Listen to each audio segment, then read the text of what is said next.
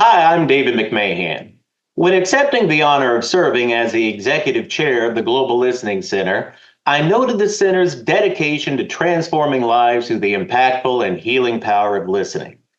Initiatives promoting the importance of listening and supporting listening proficiencies, especially in pervasive non listening environments, can lead to better understanding, deeper relational connections, increased critical awareness, greater well being, and a much healthier world. Indeed, listening can be recognized as fundamental and indispensable. Now, unlocking the full power of listening and all that can be achieved through its effective implementation, though, requires a comprehensive understanding of communication processes and recognition of the centrality of relationships. Doing so reinforces the need to go beyond superficial active listening and to engage in communication based and relational listening. In an article published in the Global Listener, I introduced the notion of communication based and relational listening, and I'd like to discuss that with you today. And in what follows, we'll first examine communication as transactional, a more complete and accurate view of communication than what might be typically recognized and understood by a casual observer. We'll then examine the centrality of relationships in communication processes. We'll then consider how active listening, on its most basic and generally enacted levels, may not be sufficient, and how the promotion of communication based and relational listening can lead to more effective listening given the actual complex nature of communication. Now, a cursory glance at communication might lead one to believe that it merely involves the sending of messages. The act of communicating, then, would entail one person sending a message to another person. Whether or not the message is received is of little consequence. Simply, a message has been sent. But as the prospect of a falling tree making a noise with no one around, we can philosophically ponder whether communication actually occurs if a message is not received. However, doing so wouldn't have much value on advancing the study of either communication or listening. Now, a slightly deeper examination of communication reveals it to be more of an interaction, through which messages are sent by one person and received by another person. The general original recipient generally then becomes a sender of a subsequent message received by the original sender. Now, this view of communication is a more accurate view of what actually takes place, but this perspective positions communication as the mere exchange of messages, simply symbols being passed back and forth between people. Now, a more complete exploration of communication reveals its transactional and constitutive nature.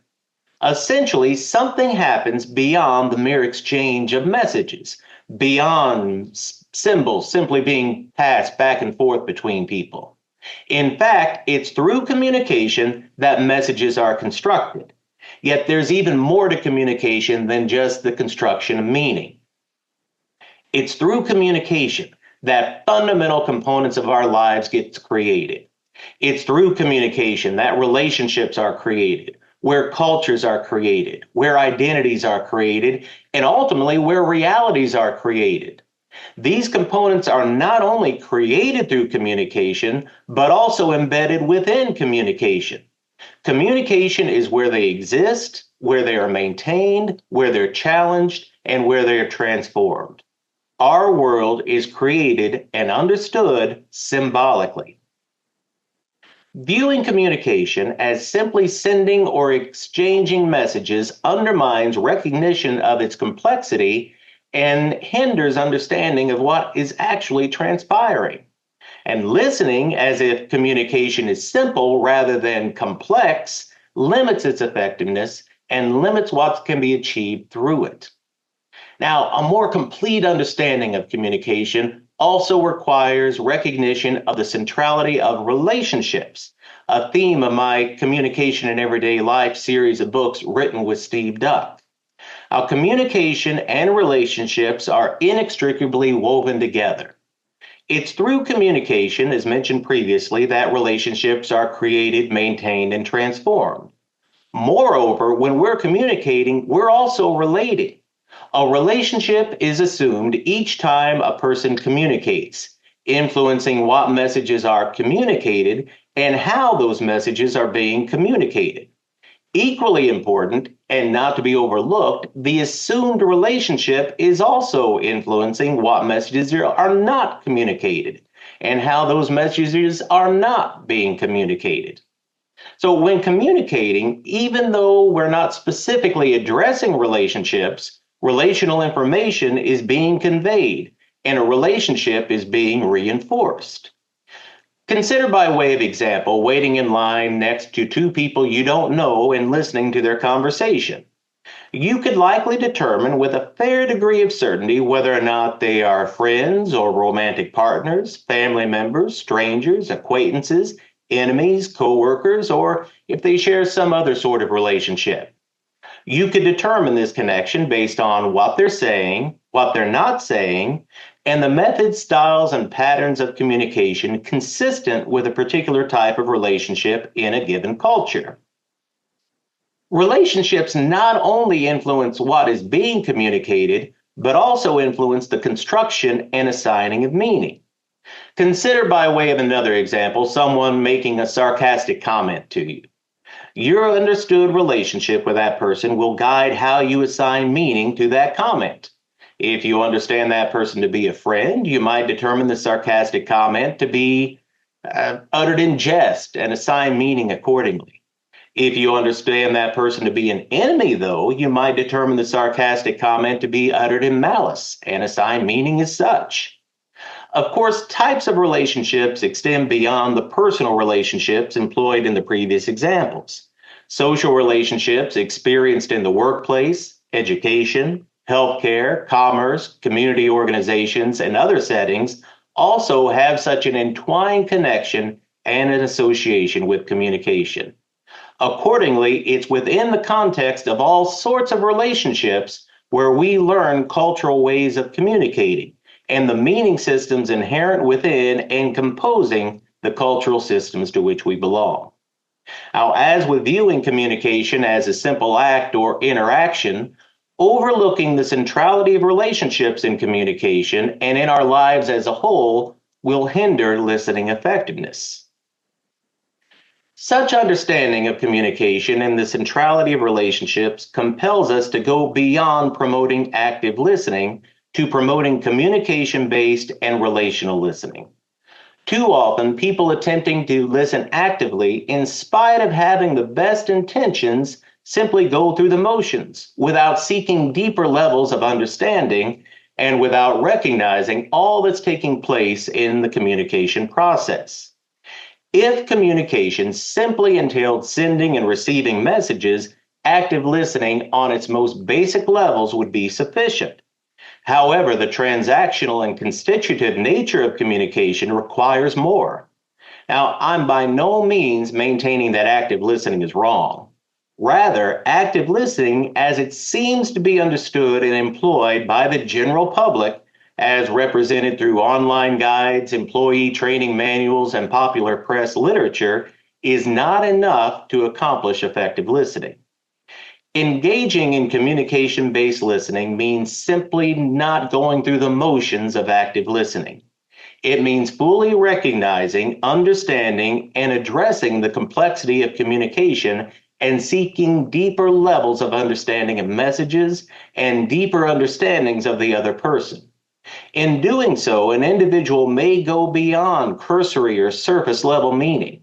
In doing so, an individual may also recognize identity, cultural, and reality construction taking place as the other person communicates, creating selves and influencing messages. An individual may further recognize the other person's worldviews and perspectives are conveyed and displayed each time they communicate, both through the verbal symbols selected to construct a message and through accompanying nonverbal behaviors used when conveying that message. While doing so, one person may also acknowledge or recognize how their own identity and cultural perspectives are influencing their reception and understanding of messages and their subsequent responses. As described in Communication in Everyday Life series, Being a relational listener means going further still by recognizing, understanding, and addressing the centrality of relationships in communication processes and the interconnected nature of communication and relationships. Doing so acknowledges that relationships impact all messages and all messages impact relationships. It further enables the exploration that mutual impact as part of the listening process. So, when engaging in relational listening, an individual must consider what meanings might be assigned to a message based on their understanding the relationship, whether the message corresponds with their understanding the relationship, what the message informs about the other person's understanding the relationship, and what impact the message has on the relationship overall. Now, as we begin to conclude, communication-based and relational approaches to listening will provide a more complete and more accurate determination of meanings and will provide a more significant understanding of the influences that messages have on all aspects of our lives. Such an approach necessarily takes us beyond an active approach to listening, which has led people to appreciate that listening is not a passive endeavor, but has potentially led people to believe that simply going through those active motions is sufficient. Promoting communication-based and relational approaches to listening can better equip people to engage in effective listening and to fully realize its transformational power and potential. I encourage you to explore ways to incorporate communication-based and relational approaches to listening in your research, creative works, and practice. Together, we can expand the ways that listening is understood and enhance the impact of listening on our lives. Listening truly changes lives.